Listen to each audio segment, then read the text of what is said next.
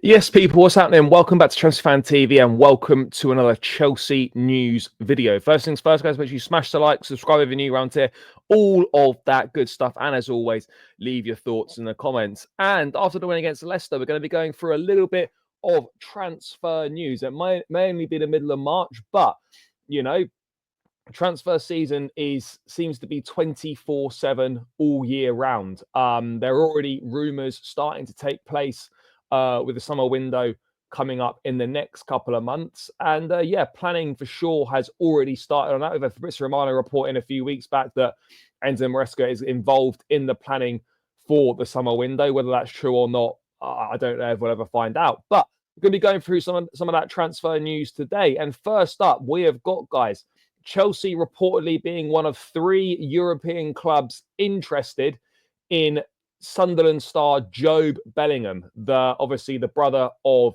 Jude. And this report is saying that Chelsea are reportedly among a trio of European heavyweights eyeing a move up for Jobe Bellingham.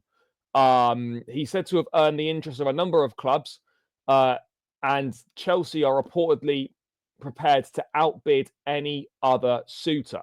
It's reported that Chelsea are keen to maintain a strong domestic contingent in their squad, with the inclusion of homegrown players being ever important in England's top flight.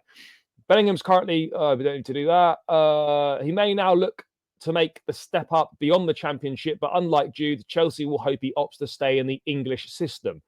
Maresca will hope to ward off interest from overseas, with Dortmund and Bayer Leverkusen interested in Bellingham, but Sunderland are keen to keep him at the club beyond the end of the season and hope promotion to the Premier League will help in that pursuit.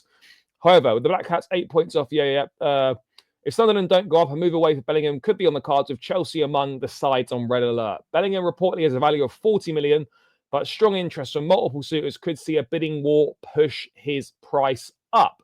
The midfielder's played 32 times in the Championship this season with 4 goals and 3 assists. Now, whether this is true or not, I don't really know. I think it's certainly true there's definitely interest from clubs in Jobe Bellingham. Whether Chelsea is one of those or not, it's hard to tell. I think one thing is pretty certain is that Bellingham will be on the move this summer, leaving Sunderland. But I don't really see why Chelsea would be looking to make this move. I can understand it. It's a young player. It's a young midfielder. It's an English player. Homegrown quota is really important these days. But I look at what Chelsea have got in midfield, and unless someone's leaving, I don't see any space for a Jobe Bellingham fitting in the squad and how he'd get regular minutes that he'd want at this stage of his career. You know, he's a talented boy. He's got lots of ability. He's having a very good season. He's definitely destined to be a Premier League footballer. He's definitely destined to be playing at the very highest level. However, Andre Santos is returning from Strasbourg. Reports saying he's going to play a key role in this squad. You've got Caicedo, you've got Enzo, you've got Romeo Lavia, you've got Ugochukwu on the book still. And you know, even if one or two of those leave, then you've got Reece James, who you can play in midfield as an alternative solution if needs be. Maresca himself has said he's seen James as a midfielder from day one. So if I'm Chelsea and if I'm Jobe Bellingham, I'm thinking, well, one, why do we need Jobe Bellingham? And secondly, if I'm Bellingham, why would I go to Chelsea? And it pains me to say that. I don't want to be saying, you know, why would players go to Chelsea? But this is the reality of the situation now, guys. If I'm a young player, why would I choose Chelsea? There's no clear pathway for Bellingham there if he decides to come. And the chances are he could be moved on in 12 months' time. You know, I just do not see where those regular minutes are. So this one for me seems like a bit of a non-starter. A talent for sure, will definitely go and be a very good Premier League player, but that's not going to be at Chelsea, in my opinion. And I would really have to question what we're doing and what our plans are if we decide to pursue this move for Bellingham. I suspect he could go abroad. He'll go to maybe a different Premier League team where there's more guarantee of regular minutes and where he can really develop as a player and play at a level up, because he's definitely good enough to play in the Premier League, and he's probably good enough to play European football as well, whether that's Europa League, Champions League, whatever it might be. But yeah, for me, this one's a bit of a non-starter. I don't doubt that Bellingham will be on the move this summer, but I slightly doubt Chelsea's interest in him, and I don't know whether we'd seriously make a move. And also, if I'm Bellingham, I'm not choosing Chelsea, which is kind of the harsh reality of the situation. Moving away from the Jobe Bellingham stuff, guys, there's reports in France suggesting that Aston Villa want to sign Axel Disasi on a permanent basis, but there's also interest from other Premier League clubs. The report is saying that, according to our latest information, Villa would like to keep him at the end of his loan. However, there are also other Premier League clubs who are tracking Disasi, and it remains to be seen how much Chelsea would want for the defender. Now, obviously, what I do want to say about Disasi, guys, is that I actually think Disasi's a good defender. I actually think he's a good player. He was very good last season. The system suited him, and he made 40-odd appearances, and he played well.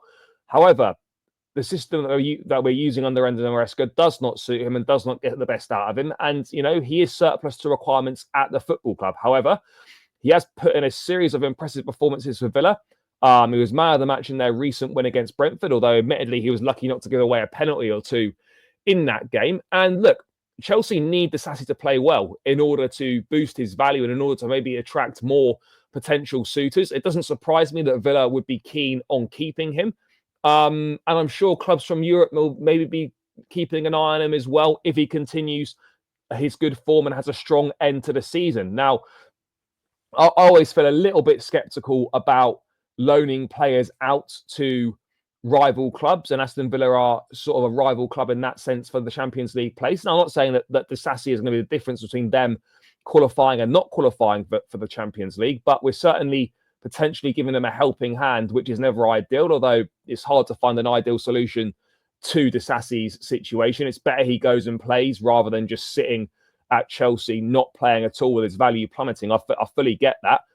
In terms of how much he might be worth, I really don't know. We paid just under 40 million for him a couple of summers ago. He had one good season at Chelsea. This season, he's not really played. Look, if you could get 25, 30 million pounds from him in the summer, providing he has a good finish to the season, I think we would have done very, very well with that. Very, very well. But ultimately, it's going to be difficult to know. Chelsea and Villa have done business in the past, obviously Ian Martson being the most recent one last summer. And look, it's going to be up to Disasi at the end of the day. It's going to be up to him where he wants to go. I think he'd be very happy to stay at Villa, but it's going to be up to Villa to meet what Chelsea's valuation is, or if Chelsea and Villa can come to some sort of agreement on that front. But I would fully expect Disasi to go, and it doesn't surprise me at all that Villa want to keep him. And yeah, it makes sense. The guy's surplus to requirements, so we move him on this summer and we try and get a deal done as quickly as possible because we don't want these things dragging on into the summer window. So yeah, that's obviously the latest with Axel Disasi. In terms of other transfer news, guys, there's not too much else going on. Obviously, we know Chelsea are going to be set for a busy summer, reportedly. A number of key areas in the squad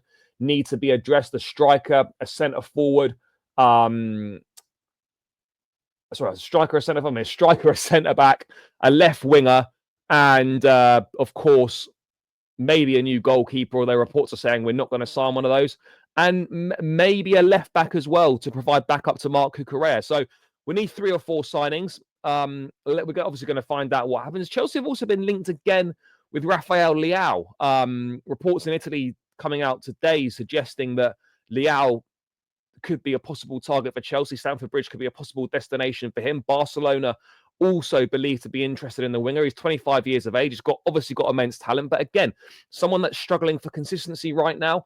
Another George Mendes client. Do we really want to be getting back into bed with George Mendes? Is never really a great situation to be in. And look, Milan will have to sell 1 or 2 of their key players, according to reports, if they fail to qualify for the Champions League. They're currently outside of those Champions League spaces. Look, we could certainly do a lot worse than signing Rafael Leao, but again, I'm not sure if he's the caliber of player that's really going to move this Chelsea team forward. Is he reliable enough? Is he consistent enough? I'm really not too sure. Personally, for me, I'm not denying his talent, but I think someone like an Ademola Lookman would probably be more of a guarantee to be a reliable, consistent performer. Again, Jamie Gittins is another one who's been linked. Garnacho, I think those links probably gone now. I don't see Chelsea going back in for Garnacho in the summer. So you're looking at maybe a Leao, a Lookman, or a Gittins on that left-hand side, or maybe some other unknown names that we are currently unaware of. But yeah, guys, that's just my thoughts on the latest transfer news. Let me know your thoughts in the comments below. Smash the like, subscribe to Chelsea Fan TV, all that good stuff. And I'll catch you again in another one soon. Up the Chelsea, and we're out. Peace.